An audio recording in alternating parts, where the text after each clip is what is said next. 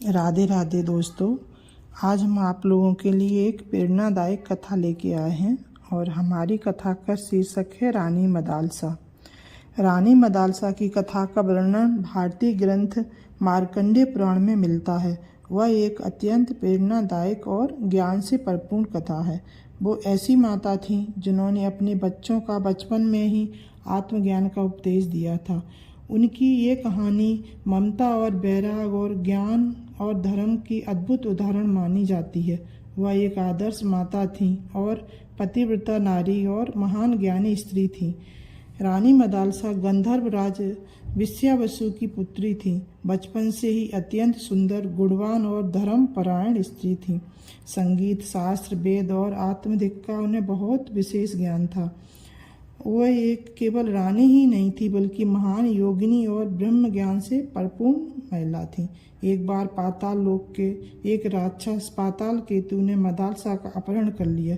वह उनको अपने घर ले गया और उनसे विवाह करना चाहता था। मदालसा दुखी होकर भगवान से प्रार्थना करने लगी। उसी समय पृथ्वी पर राजा सत्यजित के पुत्र ऋतध्वज रहते थे। वे बहुत ही वीर, धर्मात्मा और पराक्रमी राजा थे। एक दिन ऋषि ने उनसे राक्षसों से रक्षा करने का अनुरोध किया। जब ऋतध्वज राक्षसों का पीछा करते हुए पाताल लोक पहुँचे तब उन्होंने मदालसा को देखा और मदालसा ने अपनी पूरी व्यथा सुनाई। राजा ऋतध्वज ने राक्षस पाताल केतु का युद्ध किया और उसे पराजित कर दिया। इसके बाद मदालसा और ऋतध्वज का विवाह हुआ। रानी मदालसा बहुत ही ज्ञानी थी। वो जानती थी कि मनुष्य का एकदम वास्तविक स्वरूप शरीर नहीं बल्कि आत्मा है। और समय बीतता गया। रानी मदालसा के यहाँ पुत्रों का जन्म हुआ।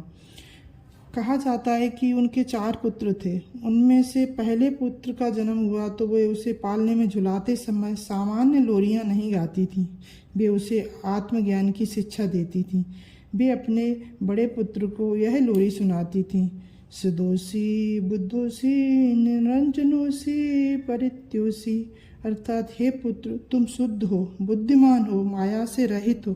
यह संसार केवल एक भ्रम है, इसके आसमिक मत हो।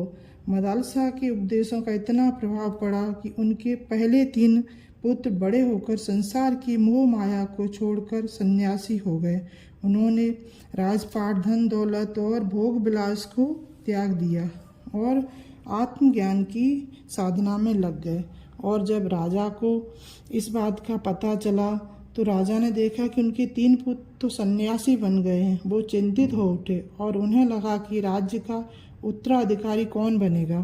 तब चौथे पुत्र का जन्म हुआ तो राजा ने मदालसा से कहा, हे रानी, इस पुत्र को ऐसा ज्ञान देना कि ये बड़ा होकर राज्य संभाले, बल्कि ऐसा ज्ञान मत देना कि ये भी राज्य छोड़ दे। इसे एक योग्य राजा बनाइए ताकि यह राज्य संभाल सके।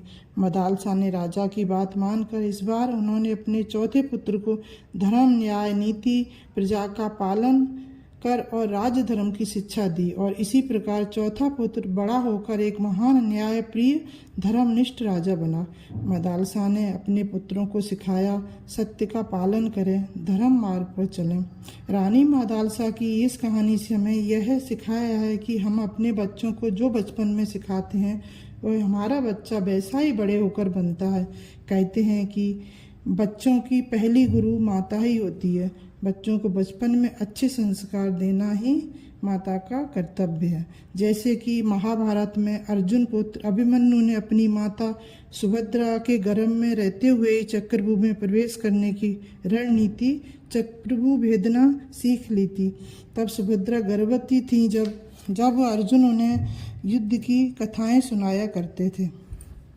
दोस्तों, आपको हमारी कहानी पसंद आई हो तो हमारे चैनल को लाइक, सब्सक्राइब जरूर करिएगा।